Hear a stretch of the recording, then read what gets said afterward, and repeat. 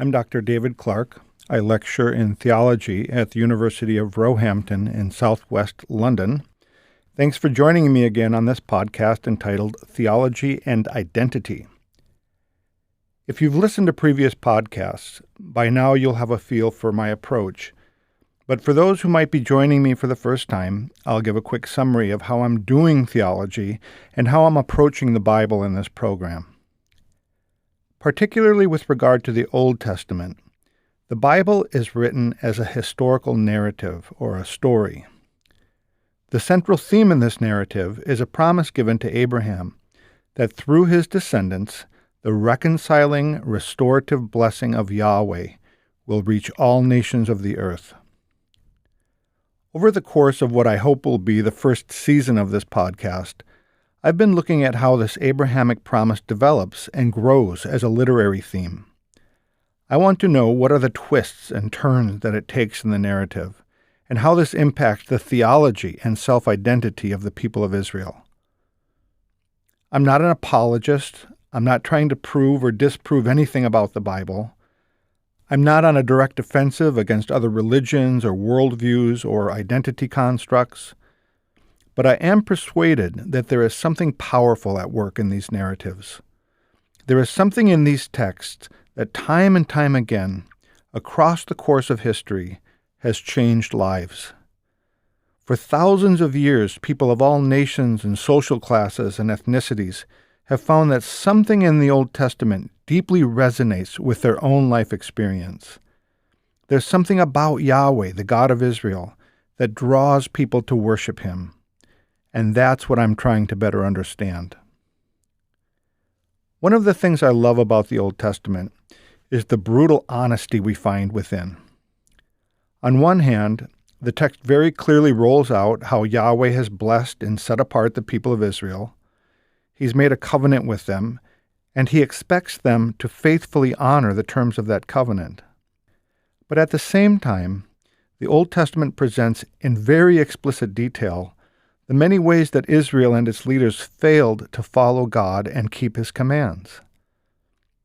There is no better example of how someone could be so blessed and yet become so evil than the character of King Solomon.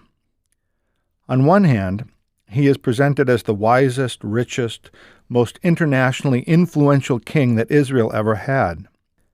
On the other hand, he worshipped idols, he practiced human sacrifice, he was a sex addict, and he implemented a race-based system of enslavement in his own kingdom.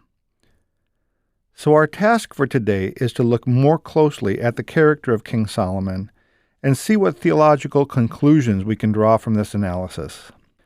Let's first look at the backstory.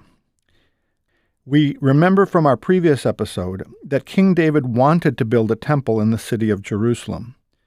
God spoke to David and said, "I like your idea, but you're not going to be the one to carry it out."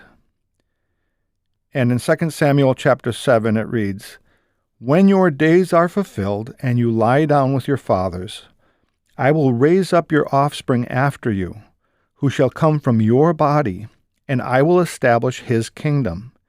He shall build a house for my name, and I will establish the throne of his kingdom forever. And your house and your kingdom shall be made sure forever before me. Your throne shall be established forever." From this point on in David's life, his most important mission was to prepare his son Solomon for leadership. In 1 Chronicles chapter 22, we read all about David's preparations for the building of the temple. And there it says that he spoke to Solomon and said, "My son, I had it in my heart to build a house to the name of the Lord my God. But the word of the Lord came to me, saying, You have shed much blood and have waged great wars. You shall not build a house to my name, because you have shed so much blood before me on the earth. Behold, a son shall be born to you, who shall be a man of rest. I will give him rest from all his surrounding enemies. For his name shall be Solomon, and I will give peace and quiet to Israel in his days. He shall build a house for my name. He shall be my son, and I will be his father, and I will establish his royal throne in Israel forever. Now, my son, the Lord be with you, so that you may succeed in building the house of the Lord your God, as he has spoken concerning you. Only may the Lord grant you discretion and understanding, so that when he gives you charge over Israel, you may keep the law of your God. Then you will prosper, if you are careful to observe the statutes and the rules that the Lord commanded Moses for Israel. Be strong and courageous. Fear not. Do not be dismayed. So this is what David said to Solomon. Solomon had everything going for him. He had the godly example of his father. He had his father's guidance and wisdom. And David did everything he could do to prepare Solomon for success. David clearly believed that Solomon was the chosen one of whom God had spoken. Solomon would not only build the temple, but he would be an almost messianic figure who would make the kingdom of Israel so powerful and so glorious that its kings would never cease to rule. We remember from the last episode that David clearly saw the connection between the promise that had been given to Abraham and the promise that had been given to his own family. David understood that his family was the next link in the chain. Yahweh's purposes for the human race would be accomplished through his line. The restoration and reconciliation of all nations in all places across all time would be brought about by a descendant of David. And David firmly believed that his son Solomon would be the man to set all of this in motion. As we read about the life of Solomon, we see that he got off to a blazing start. In 2 Chronicles chapter 1, God appears and says, "Ask of me whatever you wish, and I will give it to you." And it says then, "And Solomon said to God, You have shown great and steadfast love to David my father, and have made me king in his place. O Lord God, let your word to David my father be now fulfilled, for you have made me king over a people as numerous as the dust of the earth. Give me now wisdom and knowledge to go out and come in before this people. For who can govern this people of yours, which is so great?" So God answered Solomon and said, "Because this was in your heart, and you have not asked for possessions or wealth, honor, or the life of those who hate you, and have not even asked for long life, but have asked for wisdom and knowledge for yourself, that you may govern my people over whom I have made you king. Wisdom and knowledge are granted to you. I will also give you riches, possessions, and honor, such as none of the kings had who were before you, and none after you shall have the like." So as the narrative progresses, we get a glimpse of Solomon's wisdom, his power, and his influence. We read the story of the two prostitutes who brought a baby before him, each claiming to be the mother. And in a brilliant manner, Solomon finds a way to identify who was telling the truth. We read the story of the Queen of Sheba, who visited Solomon and marveled at his wealth and wisdom. In 1 Kings chapter 10, it says, "Thus King Solomon excelled over all the kings of the earth in riches and in wisdom, and the whole earth sought the presence of Solomon to hear his wisdom, which God had put into his mind. Every one of them brought his present, articles of silver and gold, garments, myrrh, spices, horses, and mules, so much year by year. And Solomon brought peace and prosperity to Israel." In 1 Kings 4 it says, "Judah and Israel were as many as the sand by the sea. They ate and drank and were happy. Solomon ruled over all the kingdoms from the Euphrates to the land of the Philistines and to the border of Egypt. They brought tribute and served Solomon all the days of his life." But most importantly, Solomon completed the temple. And on the day of dedication he prayed, "And now arise, O Lord God, and go to your resting place, you and the ark of your might. Let your priests, O Lord God, be clothed with salvation, and let your saints rejoice in your goodness. O Lord God, do not turn away the face of your anointed one. Remember your steadfast love for David your servant. And after Solomon prayed, God responded. The text says, as soon as Solomon finished his prayer, fire came down from heaven and consumed the burnt offerings and the sacrifices, and the glory of the Lord filled the temple. And the priests could not enter the house of the Lord, because the glory of the Lord filled the Lord's house. When all the people of Israel saw the fire come down and the glory of the Lord on the temple, they bowed down with their faces to the ground on the pavement and worshipped and gave thanks to the Lord, saying, for he is good, his steadfast love endures forever. But in the midst of all this success and all this fame and all this wisdom and all this wealth, there was a horrible dark side that was developing inside of Solomon. Our first area of concern is his drive for building projects. It says in 1 Kings 9, King Solomon built the house of the Lord, and his own house, and the Millo, and the wall of Jerusalem, and Hazor, and Megiddo, and Gezer, and lower Beth Horon, and Baaloth, and Tamar in the wilderness in the land of Judah, and all the store cities that Solomon had, and the cities for his chariots, and the cities for his horsemen, and whatever Solomon desired to build in Jerusalem, in Lebanon, and in all the land of his dominion. Now, no one would question the importance of building the temple. But what about all these other projects? Could it be that he was going a bit overboard? And where did he find all the laborers? In 1 Kings chapter 5, it says, King Solomon drafted forced labor out of all Israel, and the draft numbered 30,000 men. Solomon also had 70,000 burden bearers and 80,000 stone cutters in the hill country. Besides Solomon's 3,300 chief officers who were over the work, who had charge of the people who carried on the work. At the king's command, they quarried out great, costly stones in order to lay the foundation of the house with dressed stones. So it seems here that Solomon had a mandatory labor conscription program. Now this caused a lot of bitterness among the people of Israel, and this becomes clear as we look at what happened in the life of Solomon's son, Rehoboam. But we'll put that on hold for now, because there's something going on with Solomon's building programs that's even more upsetting.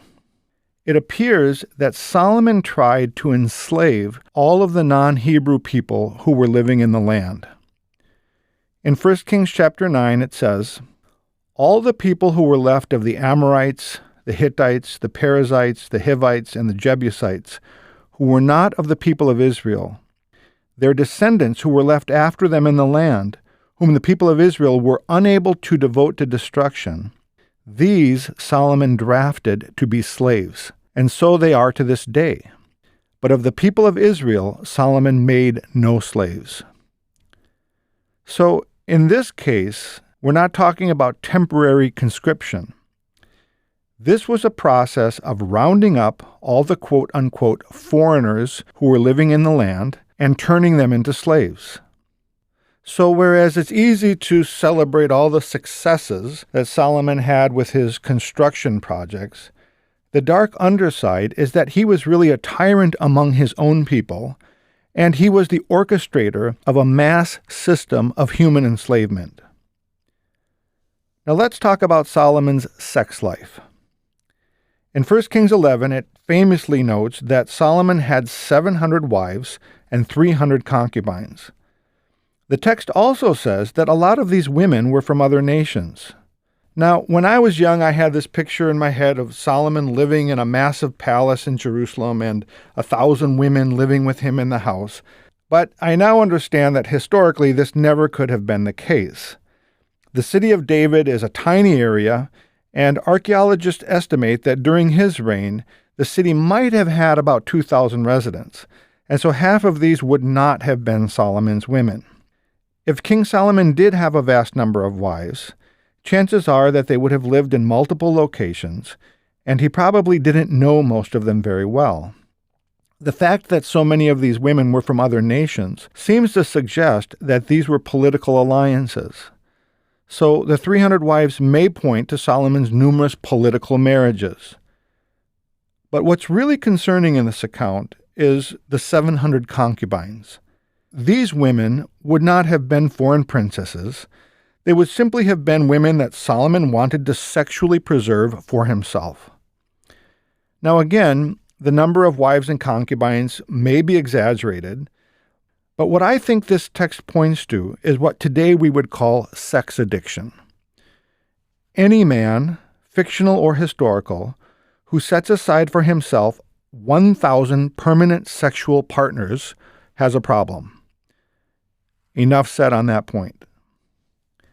Now let's talk about Solomon's fidelity to God. In his early years, we see through Solomon's prayers that he was a man who was deeply in tune with the heart of God. But as he grew older, something changed.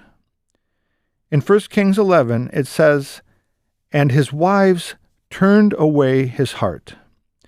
For Solomon went after Ashtaroth, the goddess of the Sidonians, and after Milcom, the abomination of the Ammonites. Then Solomon built a high place for Chemosh, the abomination of Moab, and for Molech, the abomination of the Ammonites, on the mountain east of Jerusalem." Now, this, of course, is all very tragic. The guy who built and dedicated the temple in Jerusalem is now building altars for other gods on the high places of Israel and worshiping these false gods on those sites. But what is particularly upsetting in this account is the mention of the Ammonite god Molech. Now, although the passage in 1 Kings 11 doesn't give any details, what we know from other passages in the Bible is that the worship of Molech involved child sacrifice. From various texts, starting with Leviticus and then going on through the book of Jeremiah, it is noted that Molech was a god that was worshipped by offering children in the fire. In the city of Jerusalem, Molech's altar was in the valley of Ben Hinnom, and this location became associated with the presence of a great darkness and evil. The Hebrew term for Ben Hinnom is transliterated into Greek as Gehenna. And in the New Testament, Gehenna is what Jesus refers to as a place of eternal suffering and judgment. So, by all accounts, the worship of Molech was associated in the Old Testament and the New Testament as the place where the darkest expression of evil was to be found. A rabbinic Jewish source called the Tanhuma says this: "How did Molech work in the valley of Ben Hinnom? It was built outside of Jerusalem. It was an idol with the face of a calf and open hands like someone who wants to take something from another. They would light this idol on fire until his hands were scorching. There were 7 chambers before him, and according to the quality of the sacrifice, that is how close one could come to him. If one came with a bird, then chamber 1. A goat, chamber 2. A sheep, chamber 3. A calf, chamber 4. A cow, chamber 5. An ox, chamber 6. He who brought his child, the priest would say that he is offering the greatest sacrifice. He would enter the innermost chamber and go kiss the Molech. The priests would then take the child and place it near the Molech. They would then bang with drums to drown out the cries." So, it seems pretty clear that the author of 1 Kings 11 is suggesting that Solomon was offering his own children in sacrifice to Molech. Now let's think about this. At this moment in history, this is the most important family on earth. God's promise to bless all nations through the seed of Abraham is now channeled through the seed of David, and Solomon is David's heir. These children that Solomon is offering to Molech are David's own grandchildren. These are children upon whom God's promises for the human race are riding, and they're being sacrificed to an idol. Can you imagine the scream emoji? This is absolutely unconscionable. So let's do a recap on all the evil that's on display in the life of Israel's most wise, wealthy, and powerful king. We've noted that he is a tyrant over his own people. He has set up a racially based system of enslavement. He's a sex addict. He's an idol worshiper. And he offers his own children to idols in human sacrifice. The question we have to ask is, why are the Hebrew authors so willing to paint such an ugly picture of the man who was destined to be their greatest king? Is this just meant to be one more example of human depravity? Is the takeaway that all humans are horribly corrupted and that there's no hope for anyone to be good? That doesn't seem to be the thrust of the narrative. When you read the account of Solomon's life, it becomes clear that Solomon had the potential for both good or evil. David's final words to his son in 1 Kings chapter 2 were these: "I am about to go the way of all the earth. Be strong and show yourself a man, and keep the charge of the Lord your God, walking in his ways and keeping his statutes, his commandments, his rules, and his testimonies, as it is written in the law of Moses, that you may prosper in all you do and wherever you turn, that the Lord may establish his word that he spoke concerning me, saying, if your sons pay close attention to their way, to walk before me in faithfulness with all their heart and with all their soul, you shall not lack a man on the throne of Israel." Solomon was not predestined to be evil. He had the potential to be good, and he really did start out as a godly man. But then everything went horribly wrong. So what's the theological lesson to be learned here? What we're really getting at is the problem of evil. Why are human beings, whom the Bible describes as being created in the image and likeness of God, capable of so much evil? And why, in this particular case, is the darkest, most vile expression of evil being carried out by a man who began his adult life with a real and meaningful relationship with Yahweh? The biblical authors don't do a lot of philosophizing around this question, but 1 Kings 11 does give us some insight into their way of thinking. Verse 9 says that Solomon committed all this great evil because his heart had turned away from the Lord. Now that may seem a bit simplistic, but this statement actually gives us a lot to think about. When the Bible talks about the heart, it's pointing to our emotions, and most importantly to our love. The suggestion seems to be that Solomon fell out of love with Yahweh his God. In other words, Solomon committed great acts of evil because he no longer loved God. In the Bible, love for God is the moral compass. Love gives people the ability to discern between good and evil. Love for God is the power of morality. It is only through love for God that people find the power to resist temptation and to do what is right. And this seems to be confirming what we've been saying all along. Yahweh, the God of Israel, is a relational God. He calls his people to an emotionally engaged, intimate love relationship with himself. When this love is real, and when it is nurtured, nothing can overcome it. But when love wanes, as it did in the case of Solomon, evil seems to be good, and good seems to be evil. Confusion enters in, followed by oppression and depravity. The lesson learned here is that the way of Yahweh, the God of Israel, is only known and walked upon by those who live in intimate love relationship with him. And it's here that we'll end this episode. In the next episode, we'll continue to embrace the chaos as we look at what the Bible presents as the consequences of Solomon's sin as it unfolds in the life of his family and in the kingdom of Israel. Thank you for joining me today. I'm David Clark, and this is Theology and Identity.